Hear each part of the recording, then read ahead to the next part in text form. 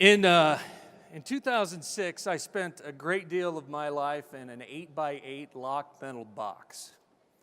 I was an armed security guard at a nuclear power plant. This job afforded me a lot of time and very little to do. We were like insurance. They had to have us, but they never wanted to use us.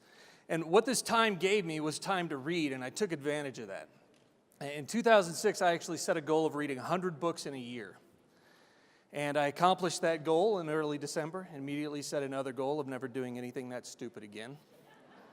That is a ridiculous amount of books. I had a good average going, and then I said, "You've never read Atlas Shrugged," and that blew the average. But I don't remember what book it was in, but I remember the quote. It was from Thomas Paine, and it was from an essay called "The Crisis." And Paine wrote, "A good parent says, 'If there must be trouble, let it be in my day, so my children may know peace.'" Man, that was like a gut punch to me. See, at that time in my life, I had 4 kids. And I'd been sitting in this locked metal box, reading books and acquiring all this information. And I thought, we have trouble in our day right now, don't we? If there must be trouble, let it be in my day, so my children may know peace. And I thought to myself, what good is all this knowledge if there's no action? What good is knowledge without action? And so I decided to do what I knew. I was a journalist in the Navy for 5 years, so I started a website, allamericanblogger.com. And I wrote there starting in 2007.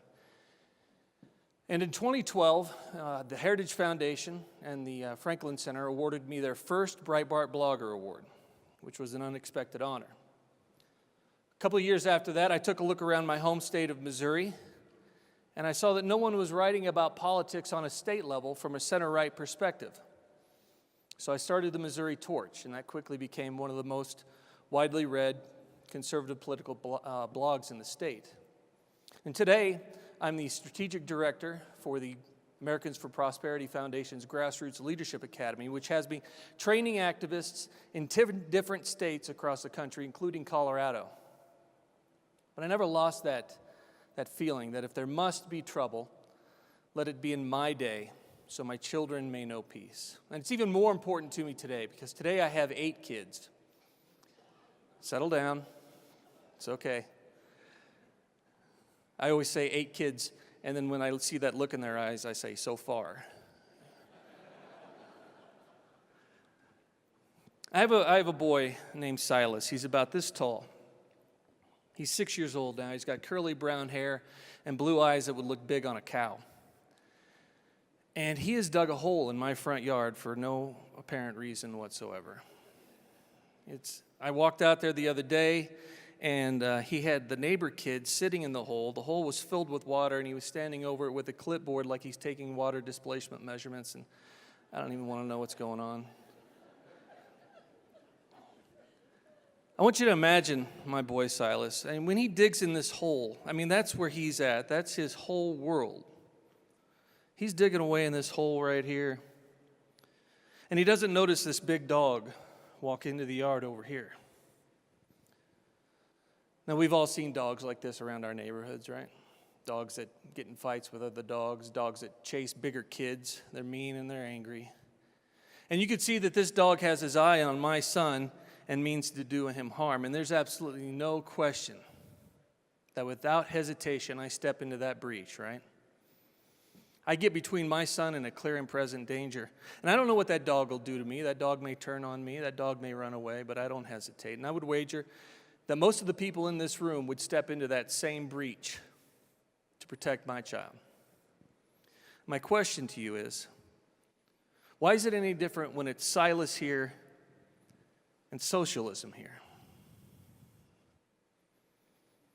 Socialism is going to kill a lot more kids this year than dogs will. In the past 100 years, collectivism in its many forms has killed more than 100 million people, usually through starvation. And if not starvation, then their government's just mowing them down for asking for the same rights that so many Americans take for granted today. I've told that story to activists for the past 2.5 years From Phoenix, Arizona to Boonton, New Jersey, from Miami, Florida to Wasilla, Alaska. With the Grassroots Leadership Academy, our mission is to educate and empower individuals to promote a free and open society where coercion is limited and a bias towards liberty prevails. And we're operating in 36 states and working with people every day to accomplish that mission. We hold trainings that teach people the basic principles of liberty, but then how to communicate them in ways that people can understand, because if you know them but you can't explain them, well, that's not much help. We teach people how to create communities out of networks and how to start movements in their own areas, how to promote free societies, how to make change. And part of the things that we do is we teach people how to tell their why. The story you heard was my why. I fight for liberty to protect my children, to make sure that I never have to hear a child or grandchild of mine cry from a state-created hunger that I have nothing to do to fix. One of the whys that we've heard just recently was from a teenage boy in Rapid City, South Dakota. He told a story about growing up in China, about being passed from foster home to foster home, orphanage to orphanage, until he was finally adopted and brought to America. It was here in America that he realized what freedom was. And he's taken our skills, he's taken our trainings, and he's out there right now in South Dakota, and he's fortifying freedom. Another story from Alaska. This last week, my weeks run together. Last week, I was in Alaska. On Tuesday night, I taught how to impact your legislature through public testimony.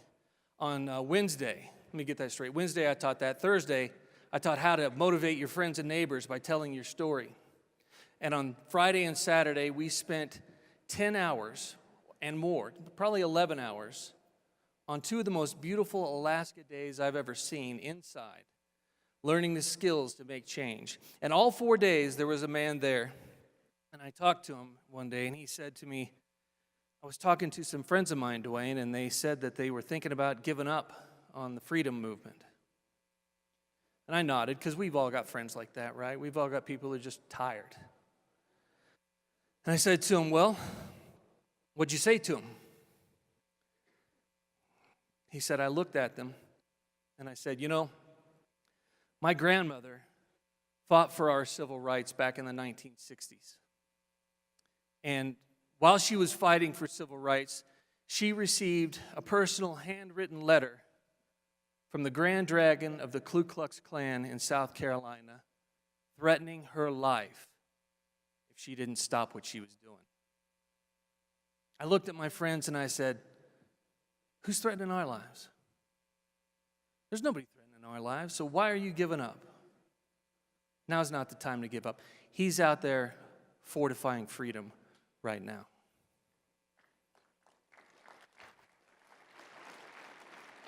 Another story, this time from New Hampshire. I sat and watched and listened to Tony. Tony was an elderly man. I didn't even notice him in the back of the class. I was there teaching storytelling. And usually when I teach storytelling, there comes a point in the class where I have to ask for volunteers, and no one volunteers. So then I have to ask, well, who in your group should tell their story? And everybody points to the person who reluctantly stands. And I said, so who wants to tell their story? And everybody at Tony's table said, Tony, you need to stand up and tell your story. And Tony stood up and talked about being a young man serving in the army in West Germany. And he said, during that time, the dictator in Czechoslovakia was loosening things up, and he was allowing transit across the border. And there was a person who worked on his base who was an expatriate from Czechoslovakia. And he and another friend of his went over to Czechoslovakia because he was very proud of his country and he wanted people to see it. He said when he came back,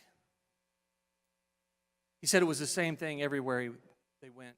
They were driving a big American car, and when they'd pull into town, the car would get surrounded almost immediately because they knew they weren't from Czechoslovakia. And they'd surround the car and they'd ask them questions like, what's it like to be in America and be free? What's it like to go to the grocery store and actually have things on the shelves? What's it like not to be afraid? Everywhere they went, they got these same questions. It wasn't long after that this ended. Tony said he was watching the radar, and it was like a bunch of locusts on the radar heading towards Czechoslovakia, and they were being invaded. And he said we were listening to clandestine radio while this was happening, and he choked up. He choked up in this class, and he's got tears in his eyes, and he says, I listened to clandestine radio, and they were crying out for the Americans to come and help them, and there was nothing he could do. And he stood there for a minute, and he wiped his eyes, and he looked up, and he said, and that's why I will never stop fighting for freedom in America. And he's out there right now fortifying freedom.